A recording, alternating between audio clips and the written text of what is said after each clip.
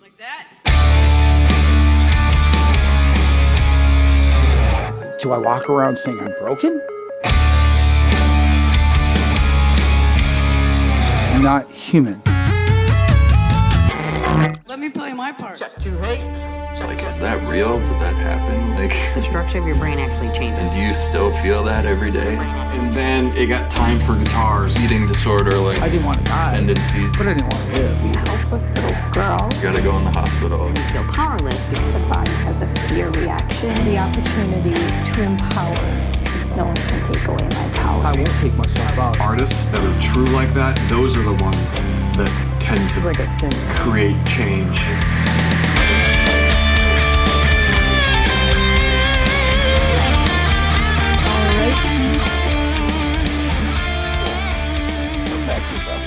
You know what? It's not the biggest studio in the world, but we're making it work. And hey, you know, it's the player, not always the gear, right?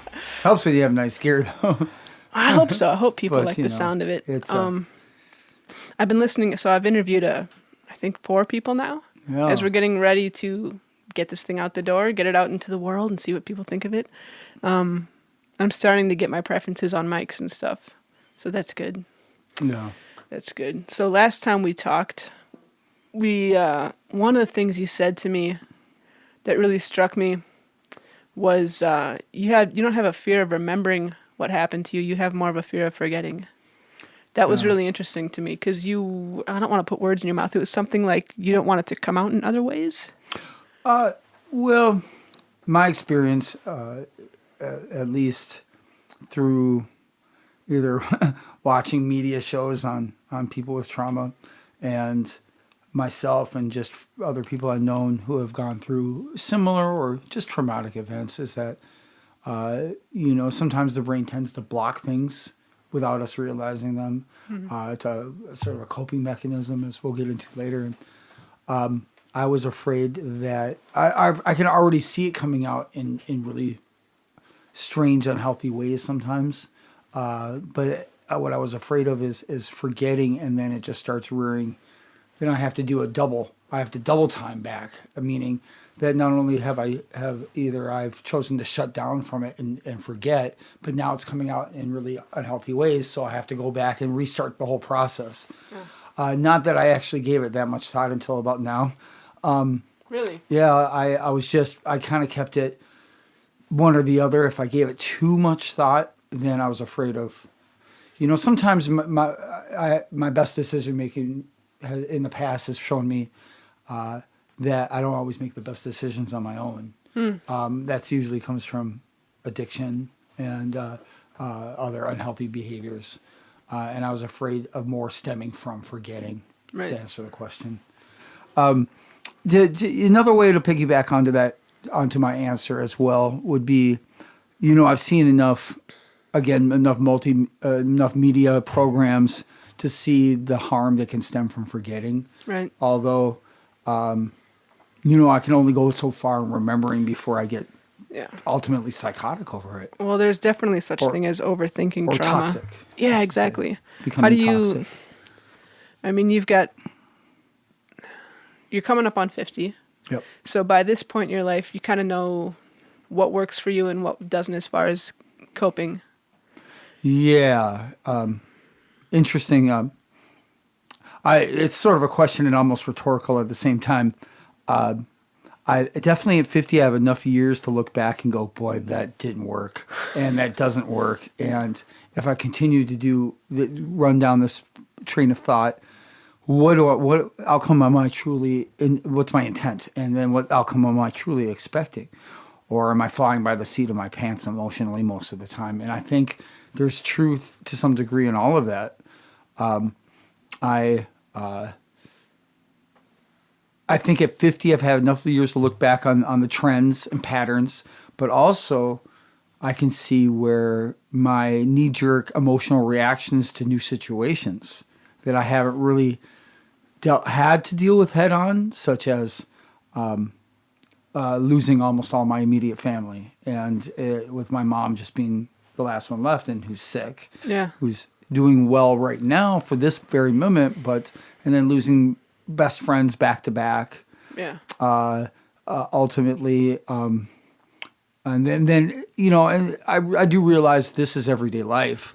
Ultimately, I think I have these weird ways of trying to depreciate the enormity of the situation. Like to minimize it, kind to of. minimize it, so I'm not victimizing myself.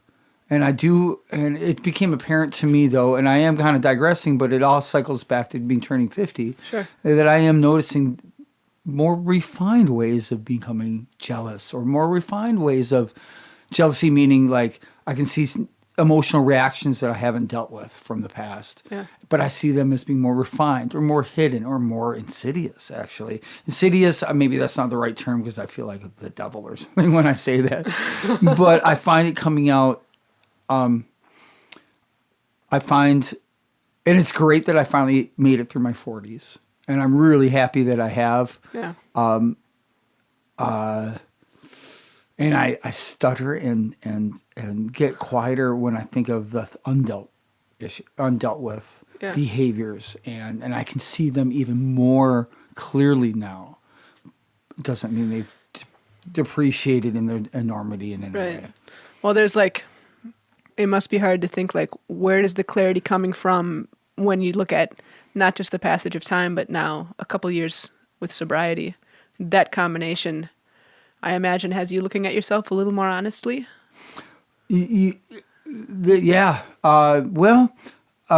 Yes. The microscope is definitely has become more powerful, and the technology in my emotional microscope has, for lack of better metaphoric statements, has become a higher grade, no doubt. On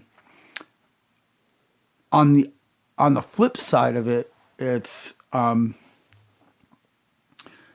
also becoming clearer where some of the root issues might be stemming from, and those are the harder ones, such as ego or arrogance. Yeah. And it's interesting and I'm hoping a lot of our listeners can probably relate to the denial fact part of this, that we wear many masks. Denial wears many masks, such as when I go to work, or when I go to a relationship with a loved one, or a relationship with a friend, how I perceive things and how I justify my behavior. Mm-hmm. Boy, these all have, and particularly the line of work that I'm in is can be very emotional. Working in a customer service restaurant business, Facing people all day long. People, and I can feel everything around me. And but the denial part of it becomes. I mask even the word denial with something else, like just be a warrior, make it through the day. Yeah. Or, really, is this worth being angry over? Or I get on my grateful checklist, or, and I try to go through all that. The issue is it band-aids this situation emotionally for me to make it through the day. And then things start becoming more unclear. I'm using tools that I've been taught either through addiction classes, different programs for, because I struggle with that. More than the drugs and alcohol, it's really living life. And how am I living life now without the medications? So my brain has switched to other forms. And you'd ask me, well, at 50, things are becoming more clear and more apparent, maybe. And I'm always curious, what's my intention with the way I'm acting? Mm-hmm. And I don't like what I see a lot. I Really? Yeah, I don't like what I'm seeing. I see a lot of lately, and it's, I've been having a lot of reactions to getting older. And it used to be that pity party where, oh man, I have so many issues from my past to deal with, and what's going on with this relationship with this woman? Why am I even getting jealous about this? Why am I feeling abandonment issues coming on? And if our listeners are anything like me, after a while you get a little tired of the therapeutic terms, because you're like, I feel like I'm not human sometimes. I don't know why that is. It's like, and I think that has a issue to do with insecurity and normalcy. Like I'm not normal compared to what somebody might consider that. But am I? Do I walk around saying I'm broken? Right. You know, and I'm going on a lot of different tangents here about turning 50 and things being clear. Yeah. And ultimately, I'm being as honest as I can. And that was the big part. I think you made a point. I think you mentioned earlier is being really honest about what's going on with oneself. Yeah. You know, we've gotten used to admitting it or acknowledging it to other people, but on our terms. Mm-hmm. You know, I could probably talk about some deep stuff as long as I do it in my way and on my terms. Yeah. You know, that's with my language and my way, and I can, you know, and I find myself easier to share this with, say, someone that's close to me, such as yourself, because you've experienced similar things. We've shared what other people call flaws. I don't call them flaws. We've shared trials and tribulations in life that have brought out the best and worst of us. And not worst doesn't mean we are bad people. Worst means but rock bottom, right? rock bottom, unhealthy thoughts and behavior and feeling bad and sad.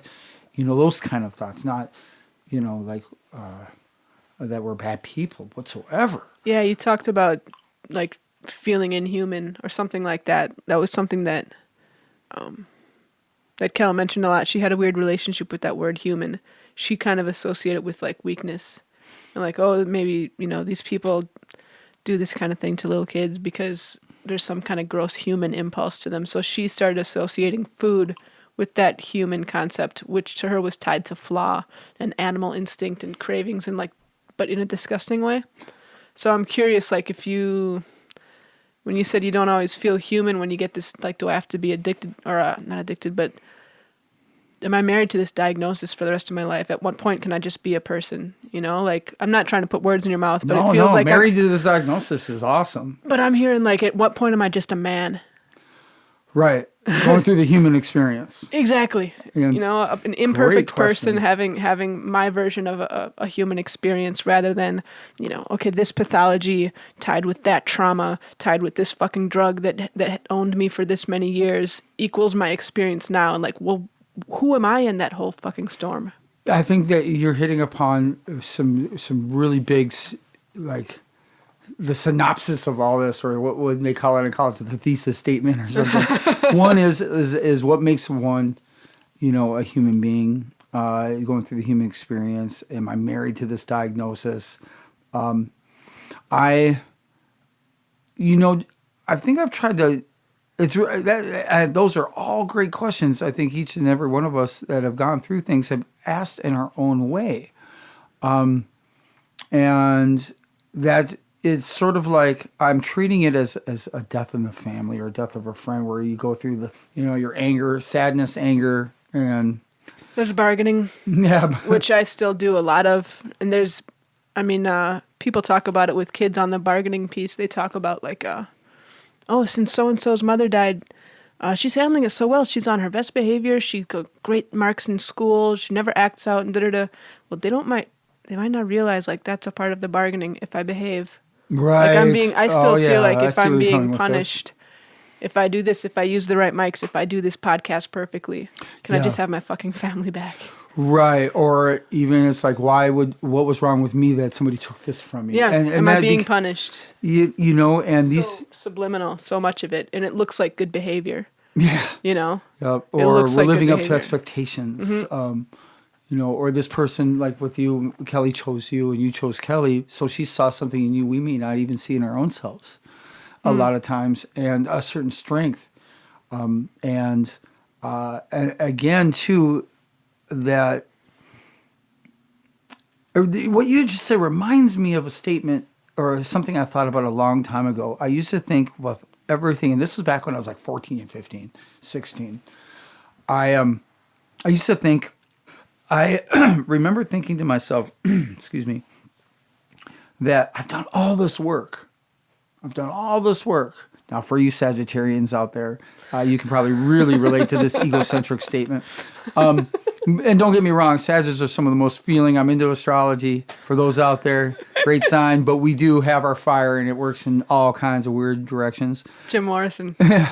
Did you know? No, I did not know. Yeah. Maybe Friedrich Nietzsche too. Oh, there you go. Oh, that's a threesome. You three. I don't know. It's Jim Morrison, Frederick.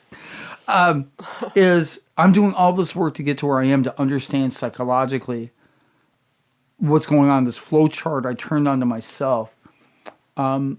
Now I'm turning it, and I'm looking at other people. Why can't you live up to the same? Particularly being someone who's Jewish and someone who raised in an environment where everybody was equal. When I started seeing when I started seeing people hurt, particularly women and children, I used to think to myself, well, wait a second, how can I be this far behind? And I'm looking at this, and I started doing these weird comparisons. Now, remember, I'm 14, 15, and I am highly volatile at this time emotionally. I am arrogant. I am cocky. I am all those things one becomes to protect themselves. Is this after? Oh, yeah. Well, this is, my trauma hit sexually. The sexual trauma hit at 7 years old. Oh, you were a kid. Yep, and how I can do the age is I was still wearing Carter onesies when it happened. You know, so Wow. I can associate the age because I'm also afraid of things being blocked out, or worse, the timeline between 7 and 9, because I was not in that house after 9 years old, and so You can picture it and everything. yeah, I remember everything, every word, Yeah. just about all the main stuff I remember, that's very clear to me, and talking about validity in life, I think is kind of what we're hitting on. Is like, where does my validity come from? As a human being, as a man. I was raised in a house with a very strong lady, and whose sister happened to be a woman's athletic director in the 60s, and. Coming down to feeling normal. So to tie back, I wanted to finish up on a point too about being 15 clear, and also I used to pray to God. I go, I'll do this if I can get this, and I used to think all these things would make me happy, and like gear and girlfriend, a good-looking girlfriend who understood me. But the harder part is being really honest about. Why did I want that good-looking girlfriend? Why did I want that piece of gear? And why For did someone else to see her, or for you? So to yeah, enjoy, for someone else to judge me as a normal, regular human being, and that's Oh, look where it's what he all has. coming back. Look, like the status quo, and this is still true in the job world. And some of this stuff is just regular. Not that I agree with it by any means, but it is part of life. You know, the fact that I felt like I was being forced into a mold. Growing up, I mean, we're going to get off into a couple different subjects here, so I'm trying to stand on the point. Is being an only child and having the trauma happen so early, I've always had one foot stepped into reality and one foot not. I always felt like I was either in the movie or an actor or an extra acting in it. You know, like I can go work at and I went and worked at an adult entertainment facility at one time. You did? Yeah, and I one is I was on this investigator, and I justified it because I was never taught what was necessarily right or wrong. Growing up, I learned through trial and error. I didn't have really. I mean, I had a good mom, but up to a certain point, I wasn't in the house anymore. I was by myself. Were you independent young? Yeah, I try act as if I was in group homes and foster homes at a young age. My mom had mom did the best she could with the child that she had. Yeah. Unfortunately, it was way too much for her. And What, you were? Yeah, and at 9 years old, the circumstances that surrounded me with my father, and the circumstances that surrounded my mom. Being pretty much on her own to raise me, like there wasn't any backup. Yeah. Proved her struggle became my struggle, and I think that's when the wire started to cross. And I think that's something. Ultimately, I think a lot of us who deal with trauma and are still dealing with some sporadic behaviors and things that we're not happy with. We haven't found. I'm not sure if happiness would be the word, but at least contentment. I think the wires start to cross, especially when you're 0 to 5 is such a formidable time to grow up. That's what cements your brain. Doesn't mean you can't, alter it. Yeah. But, so you're saying, did I have it on my own? No, I decided that, I think when I was that young, I just didn't care really about life, about what happened to me. I didn't want to die. Yeah. But I didn't want to live either. You didn't have a bright future that you were like, I will be a music was whatever. the only thing that I had that I felt secure in. Like I had this raw talent. I knew I could go to whatever I wanted to and do well. But there's only thing I had to be honest about what I could do, and I could make some rhythms. I could hear things in music that I was like, wow, is this something that they teach you, or do you hear this naturally? And so I could see the rawness. It was all just raw, what people would call potential. As I raised my thumb in the air, like on People magazine, Josh has potential. And but ultimately, when you hear people say music saved my life, I'm not sure if saving my life would have been the proper word as to give me life. Really? Yeah, I would. I think for anything saving, I'll leave that up to the spirits in myself, because I can't do it on my own. But music was the conduit between feeling anything. And I think I'm hoping that this resonates with the listeners, that your people who've gone through traumatic, I don't know if it affects how it affects the brain. I'm not talking just sexual. I'm talking just emotional, physical, sexual, violent, emotional, violent, physical. We could go on. My point being is it unlocks something like an empathy, like we're almost empathic.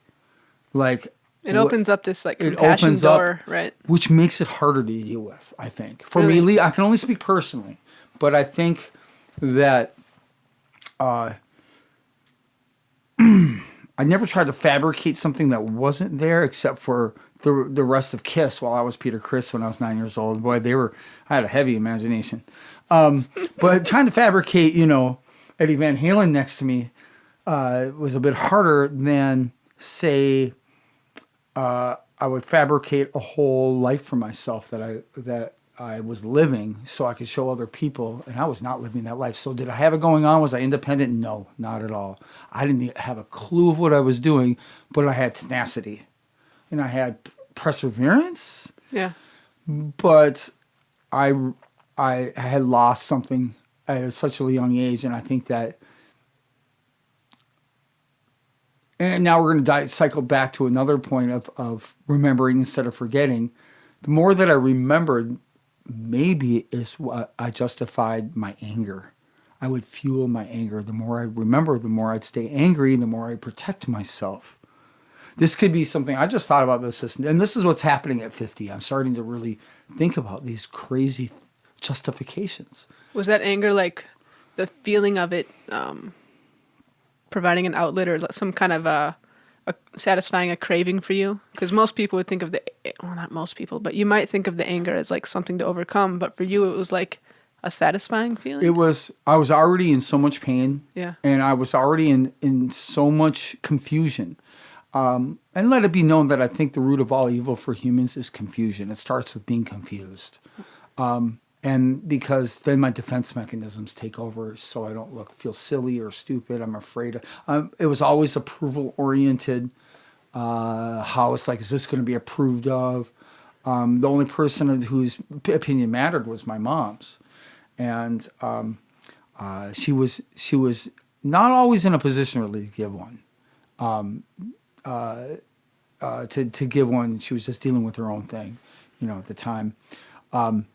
And she probably had some very smart, very wise things to say to me that I was not ready to listen to at that age. Right. Or I lost trust in most role models. Now, and this is when it can become really unhealthy for trauma survivors, I think. And because I don't find myself to be any different. So if I may, and I apologize, I'm going to speak out for a few friends that I know and for myself. Let me just keep it to myself. Sorry, audience. But hopefully you can relate to this, that I want a justification to do what I wanted to do now because I felt something had been taken from me. And you took such a huge part was taken. How I felt about myself, it started confusion. I couldn't talk to anybody about it. I felt less than. I felt subhumanized. I felt it was hard enough being Jewish in today's world. And that's a subject matter that doesn't relate to this, but maybe it does. I don't know. It does if you want it. You know, if it Yeah, does if for it you, ties then in, it it ties does. in. You know. But it was all these things working, I felt, against me. And that's how I felt. It's against me. I took everything personal. Everything personal. Like, and did it turn into I deserve this or that? Well, I created enough problems for people that I deserve this. Or all these weird thoughts and would go through my head, but I would warrior my way through it, meaning I'm going to do what I want, when I want, and how I want, as long as I don't physically hurt anybody. But I did hurt people. But you can hurt, yeah. Oh, yeah. Were you at a point where, and I'm assuming this time period you're talking about, this mentality that you were using? Oh, yeah. I started. Sounds like the mind of an addict. I started using it at 9 years old. I started using hard drugs at 12. I was doing that every day, but I experimented. I did not inhale till I was 12. There's nothing God to save prove. America. There's nothing to prove.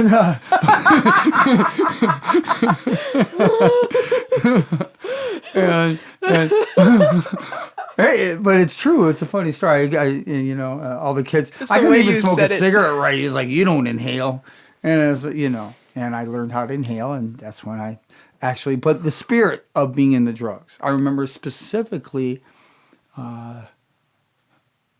that. I remember groups of kids. This is right around I was 10 years old. I remember looking down and seeing groups of kids getting high and thinking, boy, I was a just say no kid. Mom had me on the right track. Yeah. The schools had me on the right track.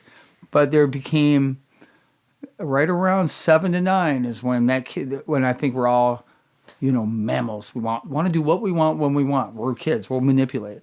Well, now I'm evil. Now I'm seeing evil. I become evil.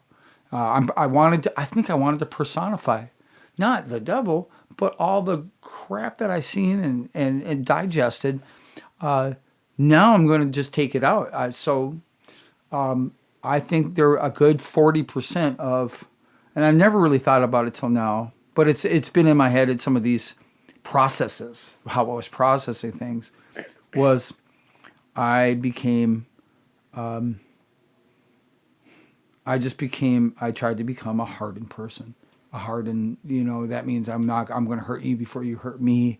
I got into sales, and the model from my supervisor was there's a sucker born every minute and 3 to get there, 3 to take them, so get there first. Jesus. And it tore me up.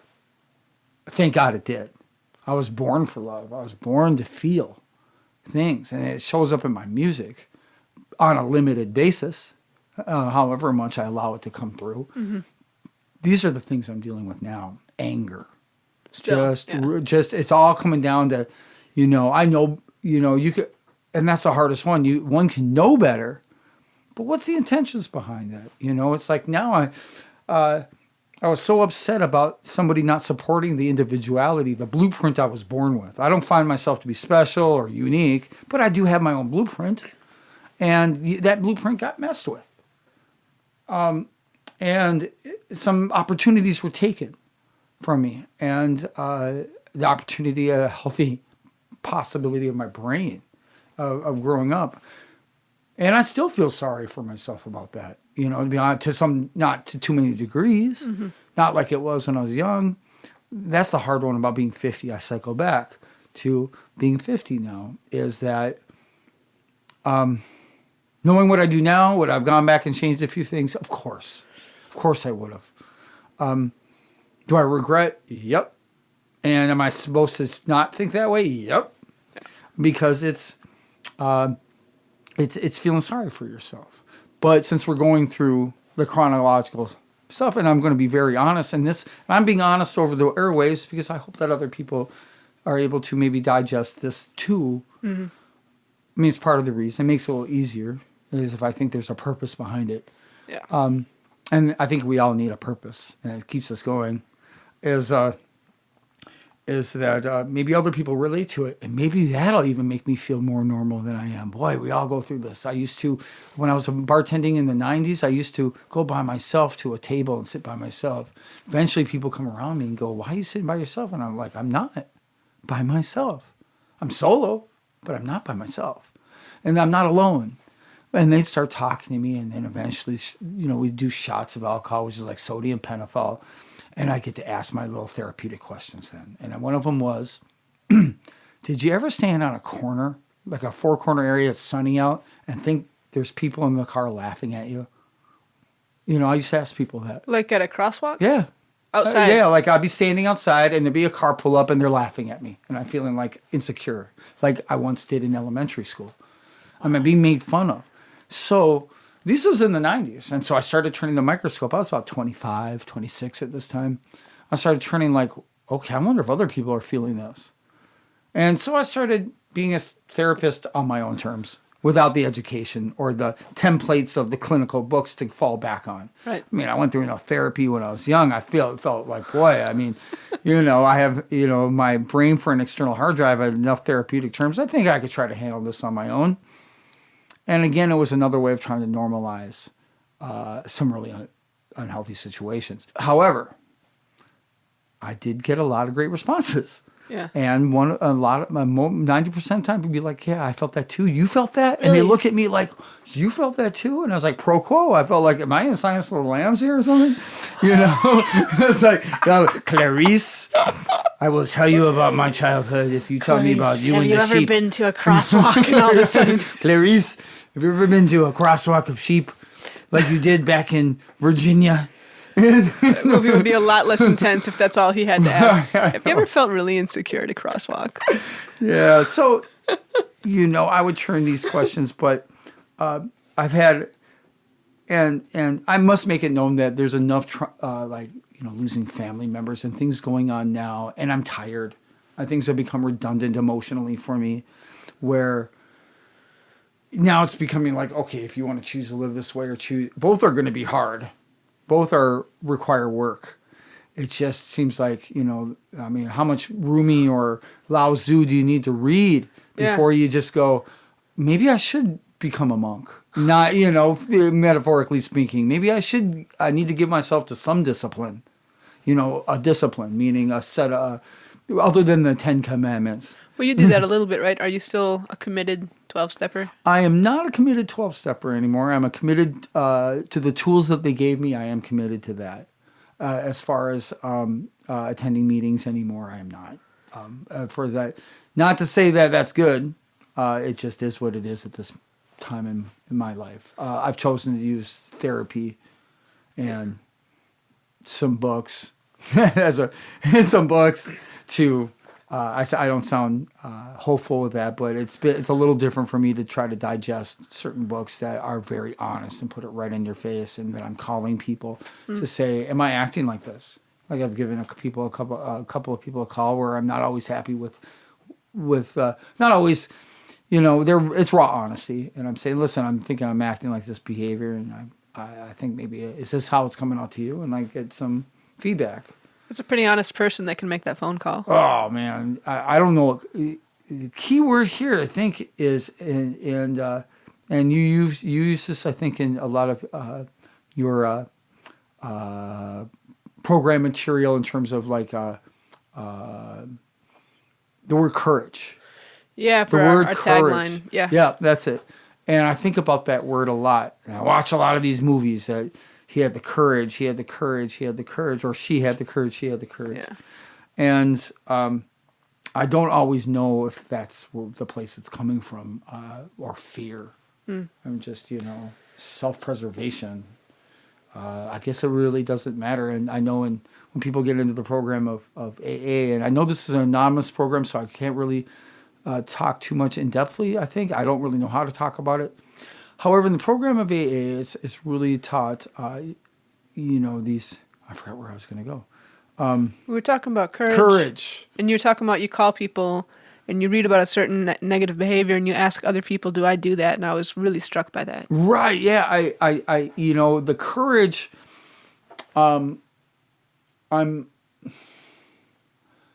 sometimes I'm at a bare bones necessity of like, if I sit with my own thoughts any longer, I'm really going to screw up. I might drink. And you were asking, am I still part of the program? Yes and no. I sit in a lot of pain more than I probably should before I make that call. And when I asked about, like, are you in the program, it wasn't meant to be judgmental because I'm neutral about the 12 steps. Yeah. I'm. If it works, great. If it doesn't mean you're a loser that's going to drink for the rest of your life. Yeah, I it's a great program. It's a really good program, a necessity for me when I went in. I think I never thought I was strong enough on my own, even to this day. I just found myself into a different place. However, I am isolating a lot, and that's in some ways 50% of it's good. And 50% of it's not. So I am sitting in enough pain. What they do warn about, that you start building up these. Eventually, you're just going to drink to medicate, and I've been, attaching myself to other forms of that, forms of medication. Like, I'm not sure what calling other people. Am I really listening? Or am I just trying to get out of my own head? It's self-preservation. Distraction can be a good thing, though. Yeah. I mean, I kind of respect getting out of your head for a night here and there. Yeah, I tell you, if I think about it too much, Teresa, then that's when we get problems. If I start trying to dissect even that and going, whoa, am I going to just lose my mind here? I mean, make a choice kind of thing. Call somebody up, keeps you from drinking, good. Self-preservation, selfish, whatever. It kept you from drinking that night, then that's what's going to happen. Because if I start pounding alcohol or I start doing narcotics again, it's going to unlock the old behaviors, the old denials, the old things, the things I may have not always dissipated, but I buried so far deep and covered up with so much good stuff that am I just going to just dig am I going to dig thinking there's oil or goodness there, there's gold there, when there's really just, dead, bad bones? Underneath it all. Underneath it all, right. Get the music behind the mission. Hate Becoming by Kelly Nicole on iTunes and Spotify. If you guys haven't checked out the merch table, join the movement. Buy the album. Get your Kelly Nicole band merch and donate what you can at kellynicolefoundation.org. Courage is from Amplified!